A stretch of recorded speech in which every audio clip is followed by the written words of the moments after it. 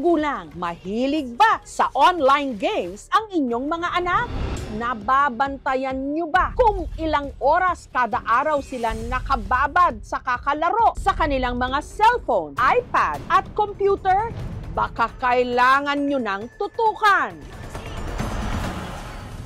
Ang binata kasing ito, matapos raw ang 3 araw na walang tigil na paglalaro, bigla na lang naging Oy, di mo gawas. agresibo.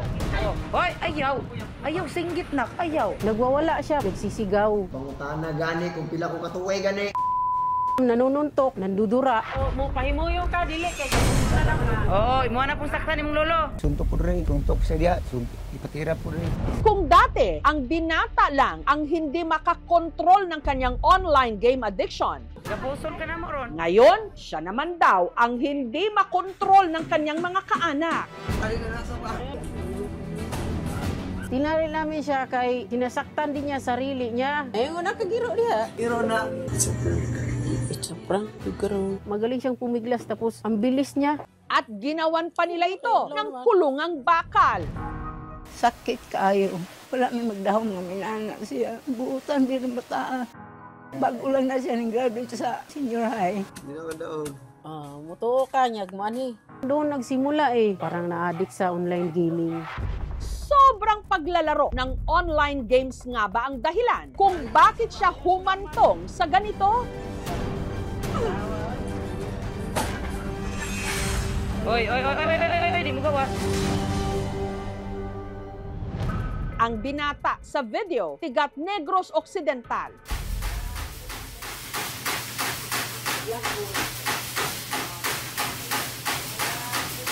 Itago natin siya sa pangalang Roy, 18 anyos. Nagsimula raw ang lahat nung nahilig sa paglalaro ng online game si Roy. Sabi niya na, ma, pwede ba akong suportahan mo lang maglalaro ako ng online game? Kasi magaling ako dyan, ma. Ma, pagka once ma-monetize ako dito, magkasahod ako, ma, uuwi ka na. Kasi ako na yung magbibigay sa'yo ng pera, ma. At saka makapag-aral na rin ako, ma. Gusto niya makabili daw ng lupa para lipatan namin kasi nga ididemulish na kami dito. Nung birthday nito, niregaluhan siya ng kanyang nanay Eleni ng bagong cellphone. Gusto niya kasing maging content creator. Pag marami kang subscribe or views, kikita ka.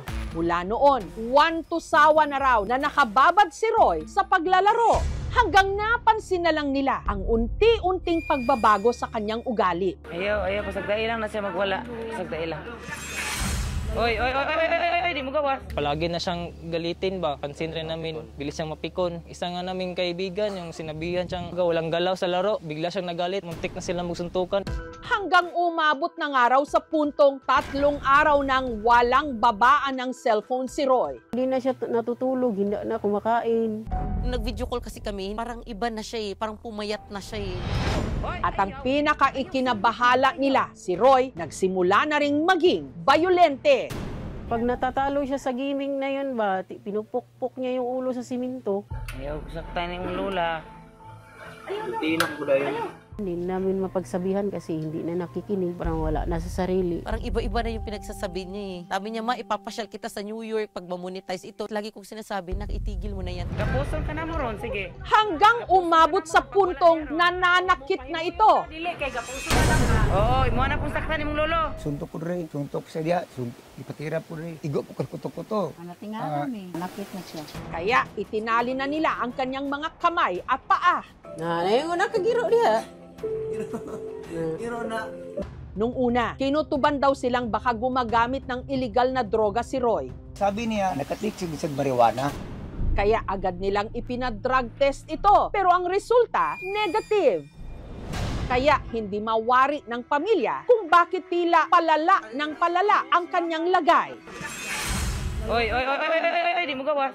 Hanggang napagtanto nila na ang pagbabago sa ugali ni Roy dahil sa labis-labis nitong paglalaro ng mobile games. Parang na-addict sa online gaming. Pero kaya sobrang nagsisisi. Kasi sabi ko na ako ang dahilan kung bakit nangyari sa'yo yan. Sana hindi ko na lang kayo binila ng cellphone.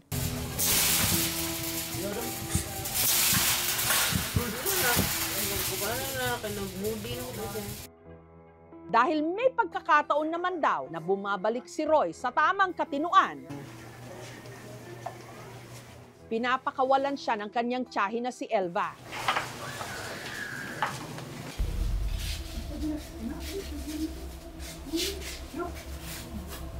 Pero dahil hindi raw ito mapakali nung araw na yon, pilit siyang pinapakalma. Tulong kami. Hindi pwedeng isa po, ma'am, kasi malakas po siya, ma'am. Hindi po kami nabibigay ng kumpiyansa, ma'am, dahil nabugbog na po kami. Malikot siya, tumatakbo. Mahirap po, ma'am, kasi mga pangailangan namin sa araw-araw, hindi namin magawa dahil magbantay kami sa kanya. Hindi naman po kayang iwan, ma'am. Sinaawa din kami. Wild na siya, nilalagay namin dito. At least hindi namin natatali ba, bahala na siya dyan kung anong gagawin niya. Binabantayan lang namin. Ito yung mga tinatali namin sa tuwing nagwawala siya. Mga po ito, yung mga scarf, kurtina. Pero hindi naman yung tali na talagang mahigpit. Maya-maya pa,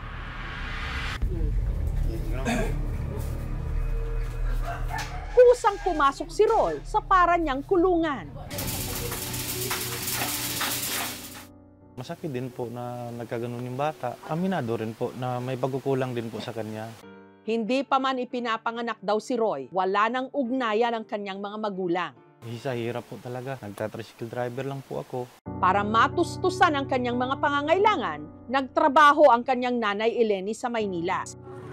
Mabait na bata naman yun, masunurin. Hindi siya pala sagot. Pagka napagalitan siya o pagka napagsabihan, nakikinig lang siya. Hanggang nalulung na nga raw ito sa online games. Oy, di mo gawas.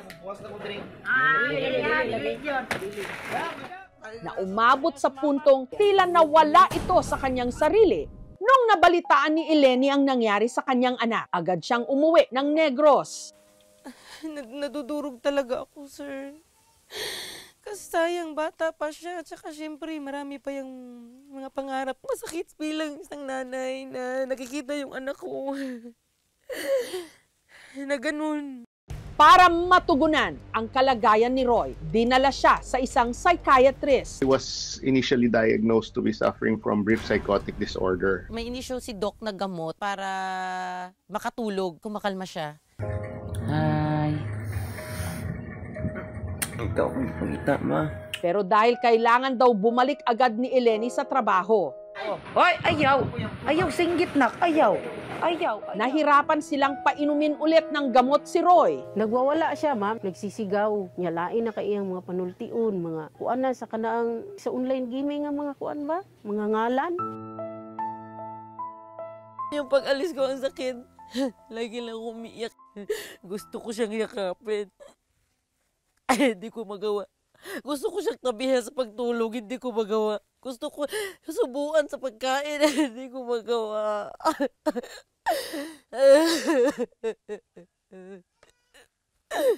Malayo ko sa anak ko. Nitong Huwebes, bumisita ang tatay ni Roy, si Donald. Sino yan? Nung makita siya ng kanyang anak, lumiwanag ang mukha nito. Manakit ka? Ayaw, panakit. Hindi nga ni basta hindi ko magpaprisa. Ayaw lang uguan ah. Mudagan mo ka sa guwagod.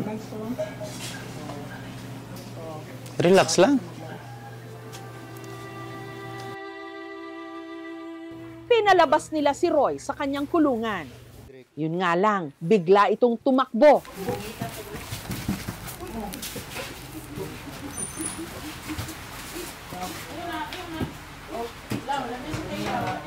At nagbantang manuntok. Dili na, relax lang. Sige na, relax lang, kuya.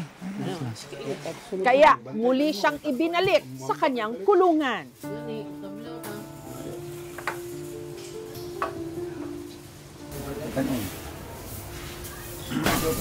Masakit din po na nasa loob siya.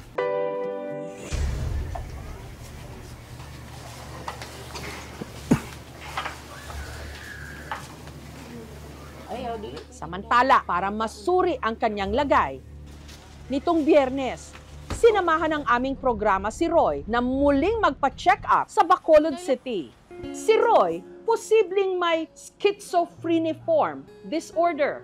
kondisyon sa pag-iisip ng tao na nakararanas ng hallucinations at delusions. Posible pong namana niya yung kanyang mental illness. Sa kanilang family na may mental illness din, na-trigger po yung kanyang condition kasi hindi po maganda yung lifestyle niya. Sa paglalaro niya ng online games, napabayaan niya ang kanyang sarili, napabayaan niya ng kumain. What they need is treatment. Pag tinali mo yan, hindi magagamot yung kanilang illness. Nirefer ko na sa hospital para siya ma-admit. Nabigla kasi ako eh.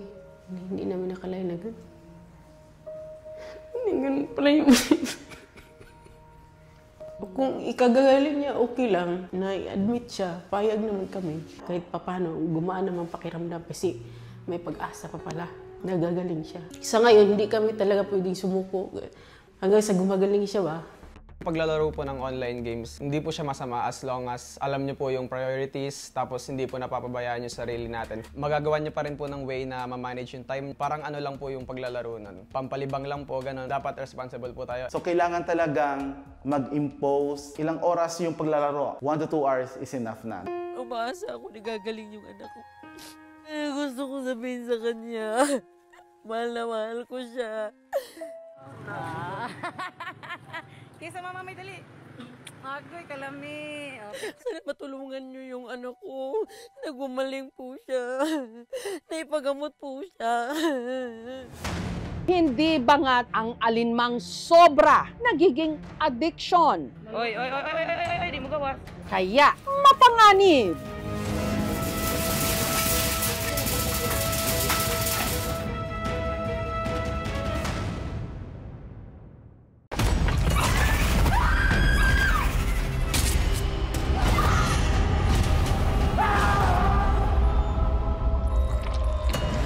Alangga ko ikaw, Apo.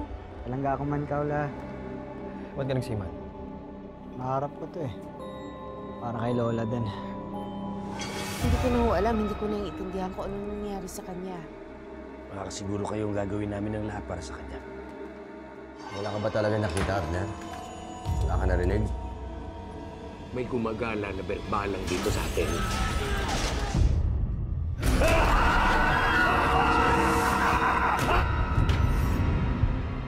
Ang mga nangangambang puso't isip, ginagamit yan ng demonyo para kumapit sa kaluluwa ng tao.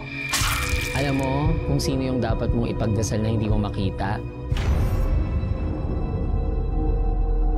Si Pochong. Kumakain ng patay, may mata ng pusa, may pakpak ng pangke, lumalakas kapag kabilugan ng buwan. Mag-iingat ka sa masusunod mo sasabihin. You know about the Pochong? Please refrain from talking about Pochong. Do not attract its attention. Father Rex, yan po bang pinakamatinding sanik na naharap ninyo? Hindi ako titigil hanggang hindi ako nakapaningin. Hindi tayo magpapatay. Kakampi natin ang Diyos. Huwag sumamangita sa akin! Ha? Masusunod ang kaluluwa mo, sindihan mo! Mapatawad ang Diyos sa lahat ng lumalapit sa kanya!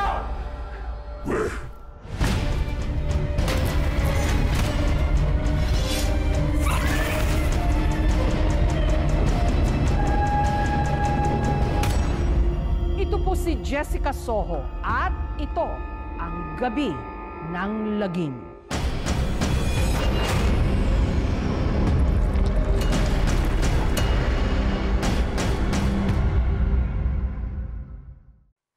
Thank you for watching, mga kapuso. Kung nagustuhan niyo po ang videong ito, subscribe na sa GMA Public Affairs YouTube channel. And don't forget to hit the bell button for our latest updates.